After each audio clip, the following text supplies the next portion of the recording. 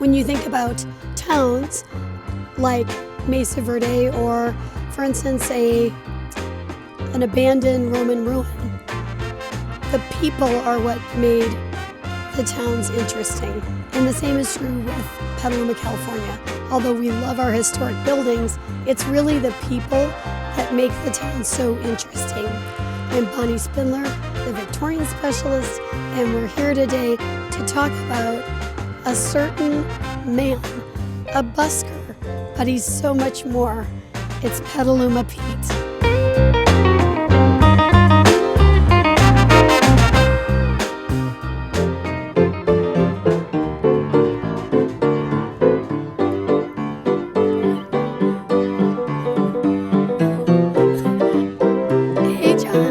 Hi there.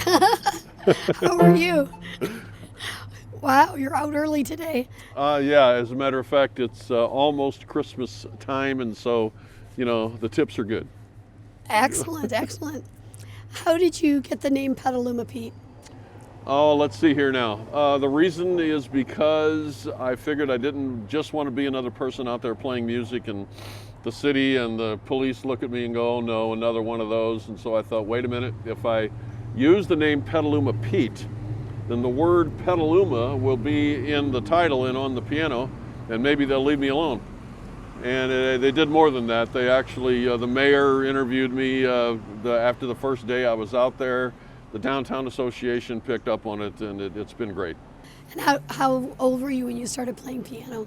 Let's see, back in East St. Louis, Illinois, I started playing the piano at about maybe 4, 5. I knew you were a Midwesterner. Yeah, oh yeah. Well, you can tell by the accent or lack of.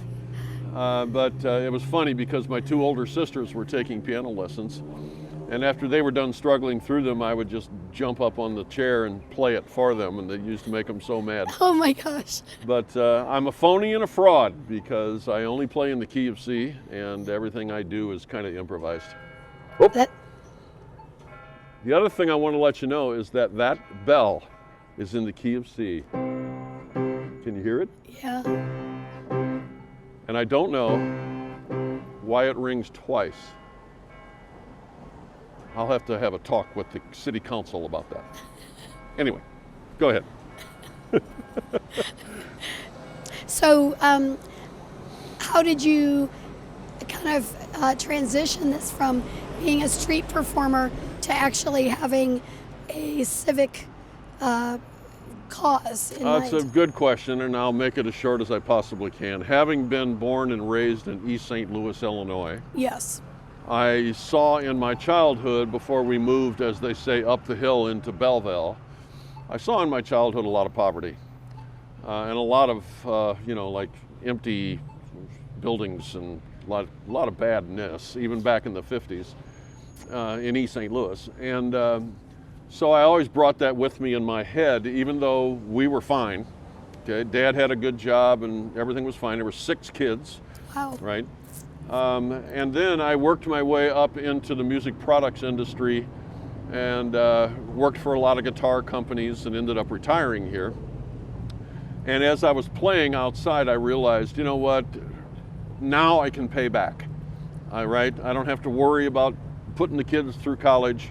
You know, I'm retired, it's time for payback. So that's what got me started on it. And the honest to goodness truth is that I really kind of was dragged into it because a lot of the people that I did business with here before retirement ended up knowing a lady called Elise Hempel. And Elise Hempel is my hero here in town. She is the director of the Petaluma People Services Center. And they do whatever they can to help the same folks that I used to see in my neighborhood when I was a little kid. yep. My favorite thing to play, I would say probably Ain't Misbehavin'. I love that one. And nobody did it better, I think, than Louis Armstrong. And then there's one by my hero, Joanne Castle, who was the honky-tonk queen on the Lawrence Welk show. Oh my gosh. Yeah, and I used to sit there and watch the black and white TV, and she'd just go on crazy on that thing. She was my Dolly Parton, okay? Yeah. And she did a rendering of God Bless America that I do today, nowhere near as good, which starts out kind of like slow, gets kind of a medium, and then wail. Go as fast as you possibly can. Change the keys. I actually transposed that one. So those are probably my favorite.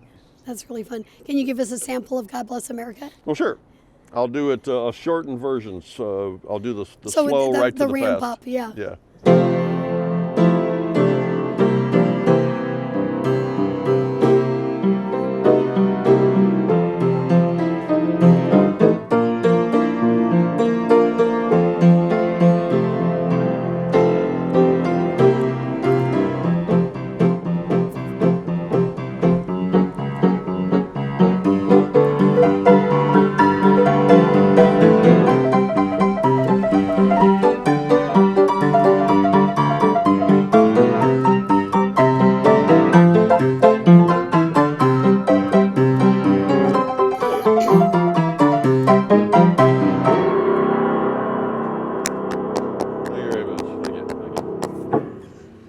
So how did you decide to start working on the trestle? About 6 years ago or more, I was up playing on the boulevard there, and I heard screaming coming from back here.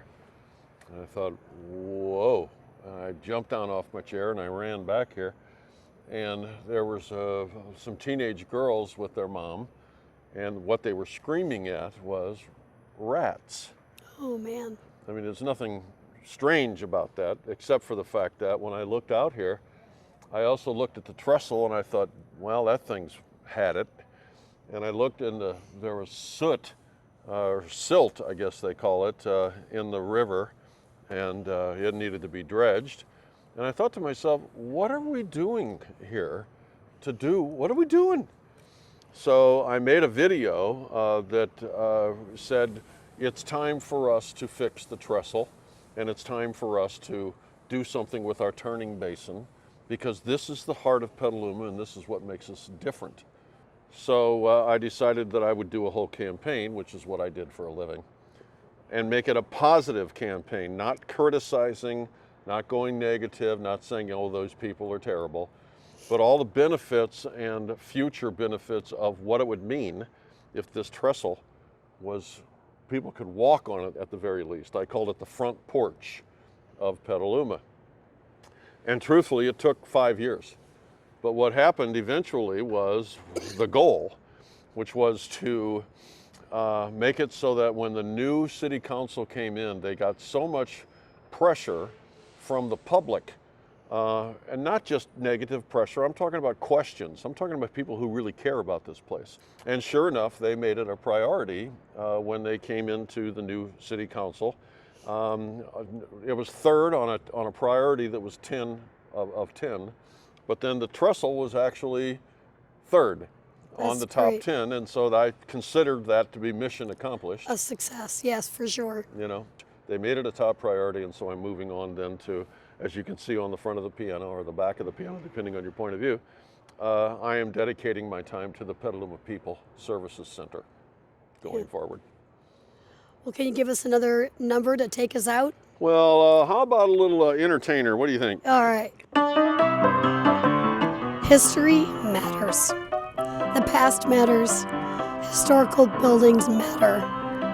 But what makes them interesting is the people who live in them and bring energy to them. The fascinating part of buildings is who has been there before. These small towns, I love the parades, I love the farmers markets, and I love the street performers. I'm so glad that you got to meet Petaluma Pete today, and what great energy he brings to Petaluma, and what a passion for what he believes in. I'm Bonnie Spindler, the Victorian specialist, and I'm here in Petaluma, California. See you again next month.